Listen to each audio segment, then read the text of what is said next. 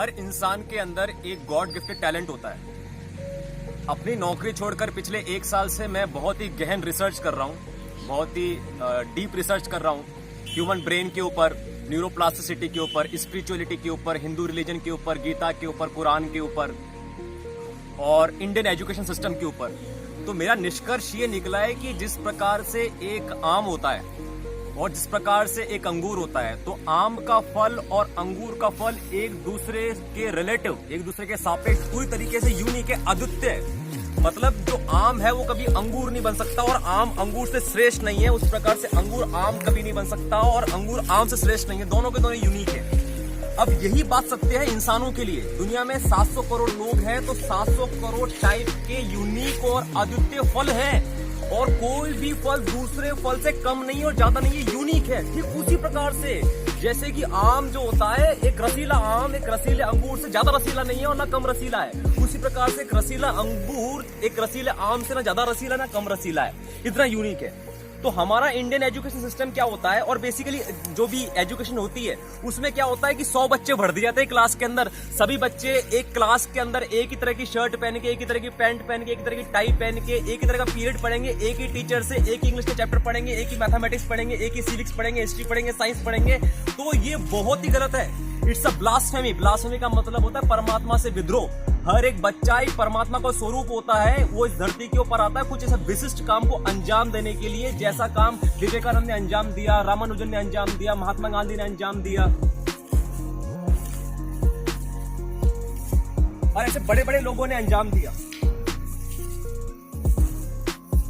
तो पहली बात तो ये समझनी है कि ये जो एजुकेशन सिस्टम है, इसके चलते ये जो बच्चे की प्रतिभा होती है, उसके अंदर का जो गॉड गिफ्टेड टैलेंट है, वो पहचानना तो दूर की बात, जो बचा कुचा है, जो निखरने के लिए आता है सरफेस के ऊपर, उसको पूरी तरीके से तहस-नहस कर दिया जाता है। तो ये सुपीरियर सोसाइटी है, इस चीज की क्रांति है कि हर एक बच्चे को पकड़ पकड़ के उसके अंदर की प्रतिभा को पहचाना जाए और फिर उसको कल्टीवेट किया जाए, उसको नरिश किया जाए और फिर उसके टैलेंट को बाहर निकाला जाए, सरफेस में निकाला जाए। इसके लिए क्या करना पड़ेगा? इसके लिए तो बहुत बड़ी एक बहुत बड़ी प्रक्रिया है। कुछ मुद्दे की बातें मैं आपको बता देता हूँ। बेसिकली हर एक बच्चे की जन्म कुंडली निकाली जाए, हर एक बच्चे की हस्तरेखा देखी जाए। जब बच्चा पहली क्लास में, दूसरी क्लास में, 5वीं क्लास में है, तो उसका रिपोर्ट कार्ड देखा जाए कि मैथ्स में कैसा परफॉर्म कर रहा है, ये साइंस में कैसा परफॉर्म कर रहा है, कंप्यूटर्स का रुझान कैसा है, इसका स्पोर्ट्स में रुझान कैसा है। उससे पता चलेगा कि कौन सी चीज दुनिया में करने के लिए आया है और कौन सी चीज बिल्कुल भी नहीं करने के लिए आया है। फॉर एग्जाम्पल, जब मैं 4वीं 5वीं क्लास में था, तब मेरा अखबार में बहुत रुचि थी और अखबार के अंदर जो अंतर्राष्ट्रीय खबरें होती हैं उनको पढ़ने के अंदर मेरी बहुत रुचि थी।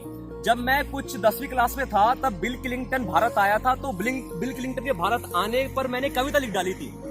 मेरे सर बताते थे कि रशिया का राष्ट्रपति ये है, पुतिन है, फिर एक बोरिस यल्त्सिन है, यासर अराफात है। इस प्रकार से अलग अलग देश के राष्ट्रपति बताते थे। तो उस टाइम पर अगर कोई मुझसे पूछता, ये मेरी इस प्रतिभा को देखता, तो उसको पता चलता कि इस इंसान की जो रुचि है ये राजनीति में है, अंतर्राष्ट्रीय राजनीति के अंदर है। तो अगर उस प्रतिभा को पहचान कर अगर कल्टीवेट किया जाता, तो आज मैं एक बहुत बड़ा राजनीतिक विशेषज्ञ हो सकता था। उसके अलावा क्लास 10th के अंदर मेरी इलेक्ट्रॉनिक्स के अंदर बहुत रुचि थी। क्लास 10th के अंदर ही मैंने अजमेर जैसे छोटे शहर के अंदर ही खुद ही बिना इंग्लिश जाने में, बिना किसी मेंटर के किताबें छानी और सोल्डरिंग आयरन लेकर आया, पीसी बोर्ड लेकर आया, आईसी लेकर आया, रेजिस्टेंस लेकर आया, सर्किट लेकर आया। तो खुद से मैंने बहुत सारे तरीके के सर्किट बनाए। उससे पता चलता है कि मेरा रुझान इलेक्ट्रॉनिक्स की तरफ था। वो 10वीं क्लास में ही रुझान होने के बावजूद भी 11वीं क्लास के अंदर मुझे डिफरेंशिएशन, इंटीग्रेशन, पीरियोडिक टेबल और एसिड बेस सब चीजें पढ़ाई गई। क्यों पढ़ाई गई? Absolute waste.